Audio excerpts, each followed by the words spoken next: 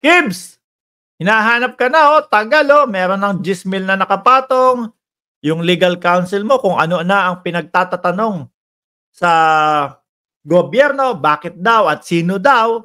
Biruin niyo 'no, tigas ng mukha nila, sila pa ho ang magtatanong mga kababayan na, bakit sino ang nagbibigay ng pabuya na 'yan para sa ulo ni Kibuloy? Bakit ganito? Ano ang dahilan? Kahit ano pa po ang dahilan niyan, isa lang ang nakikita ko mga bossing, 'no? Gustong tumulong nung mga tao o kung isa man 'yan o kadalawa man 'yan, gustong tumulong nung mga tao para umiral po ang hustisya sa ating bayan. Para po makuha o madakma po ang isang pugante. Lagot kayo kay Dexter, nagagalit na si Dexter. Dexter, gagalit ka diyan. Sabi, "Hoy mga bayarang vlogger, hindi ba kayo napagod sa kapuputok nyo? Na kayo masyado." Hindi naman. Happy lang kami na hinahanap si Kibuloy at hindi tumitigil ang gobyerno ng Pilipinas, no?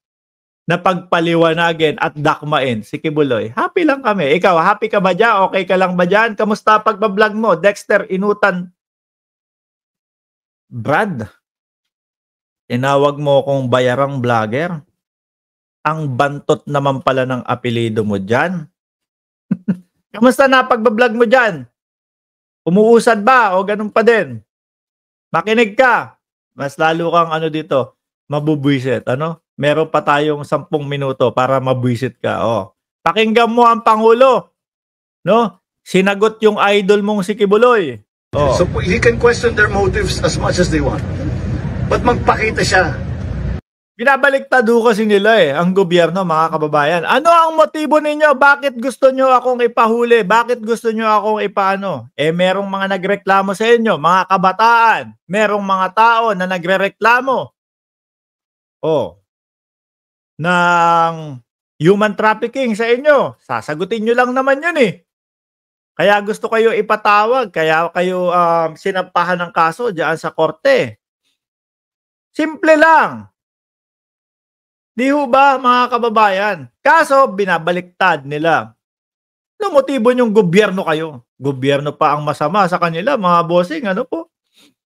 Kabado kasi yan Kapag nadekwat yan, pag nahuli-ho yan si Kibuloy, kabado yan. No? Yung extradition na gagawin sa kanya, papuntang Jumerica, mga bossing, naku po. Wala nang Duterte ho dun, mga kababayan. Pagka lipad niyan sa Amerika, wala nang kapit yan, mga bossing. Kaya nga po, dali-dali no? Uwi ng Pilipinas.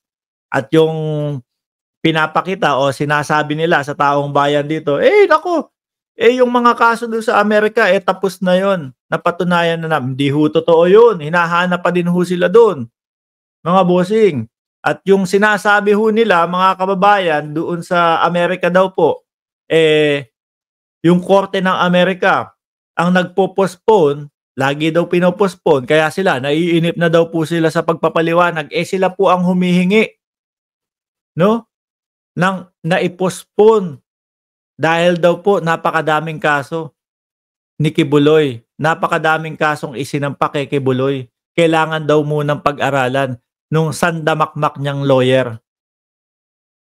Dito naman po sa Pilipinas, ang ginagawa nila, binabaliktad nila ang gobyerno. Tinatanong pa nila. Sila ang nagtatanong sa gobyerno, ano motibo ninyo dyan? Bakit nyo ako ipapahuli? Di ba? Ano po ang sagot ng Pangulo dyan? So he can question their motives as much as they want. But magpakita siya. Magpakita ka! Pangulo, paano po yun, Pangulo? Yung nakaraang yung huling narinig namin si Kibuloy, nag-voice record na lang po.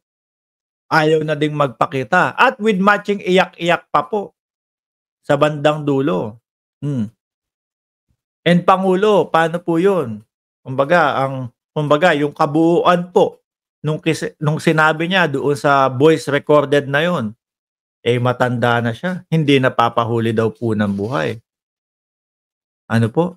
Mukhang kailangan po, Pangulo, yung SAP na ipinadala po ng gobyerno nung nakaraang pumunta doon sa Kojic house nila, Kojic. Wag niyo po ang maliin, yung pagkakasabi ko nung Kojic, pinaikli ko lang po yung KOJC, napakahaba po kasi. So pag binasa mo naman yung KOJC nila ng isang word o mabilisan, lagyan mo na lang ng I, Kojic, o di ba? Since maputi naman si Kibuloy.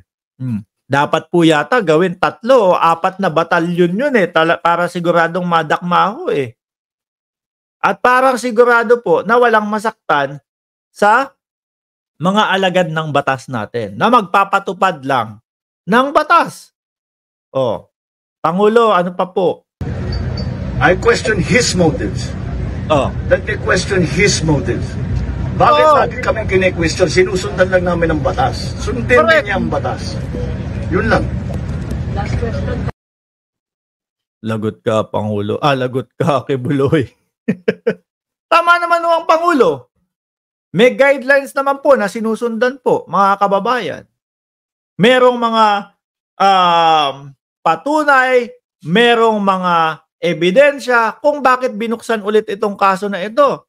Merong mga dahilan kung bakit binuksan ulit itong mga kaso na ito. Bakit? Sa Davao nangyari. Yung mga kumbaga nakabinbin ba o binasura na pero pina-check ulit ng Department of Justice. Tingnan nyo nga ulit.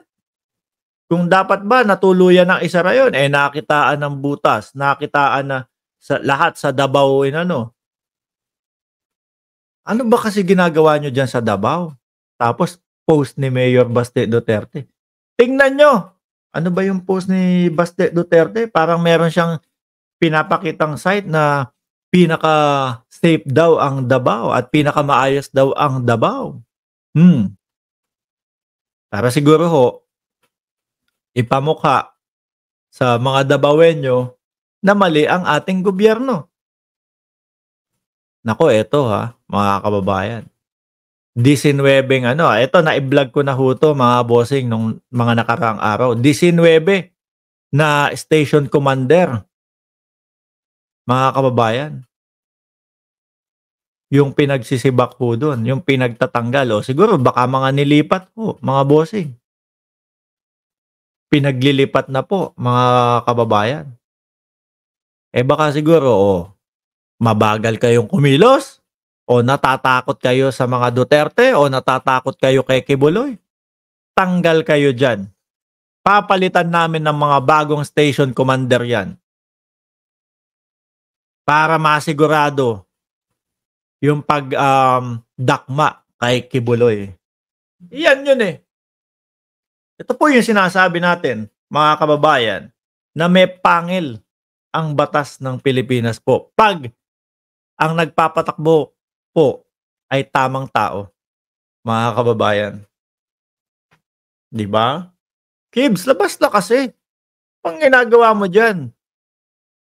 Pero mga bossing, yung 10 million at yung 5 million para do sa mga kasamahan ni Kibs, mga kababayan, ako ho naniniwala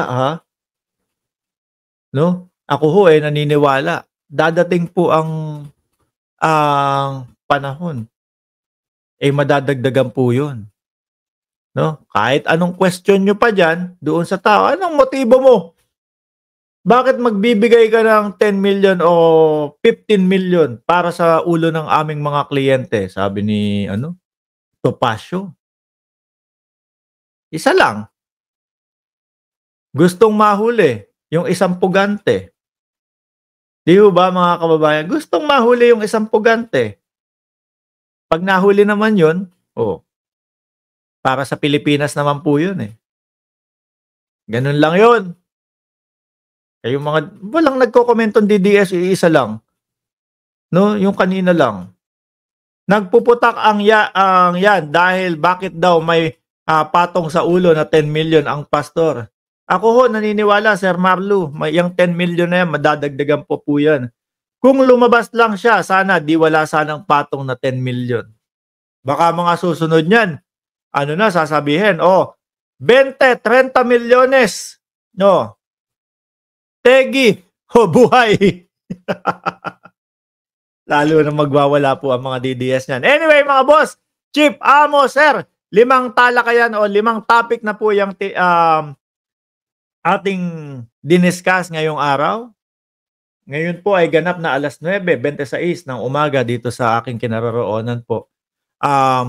Mamayang gabi po ulit, alas 9 ng gabi o alas 8 na ang ano ba dyan sa Pilipinas? Diyan ay gabi na. O bukas po ulit ng umaga, alas 8 o alas 9 ng umaga dyan sa Pilipinas, naka-live po tayo at patuloy po namin kayong bibigyan ng update dito po sa mga usaping politika sa Pilipinas. Muli po, kami nananawagan sa inyo na i-like ninyo po, i-subscribe and i-share itong mga vlogs and mga live stream na ginagawa po namin. 884 viewers. Maraming salamat po and God bless po sa ating lahat. Para naman po doon sa mga late, pwede nyo naman panoorin ng replay yan, mga kababayan. Muli, maraming salamat and God bless po sa ating lahat.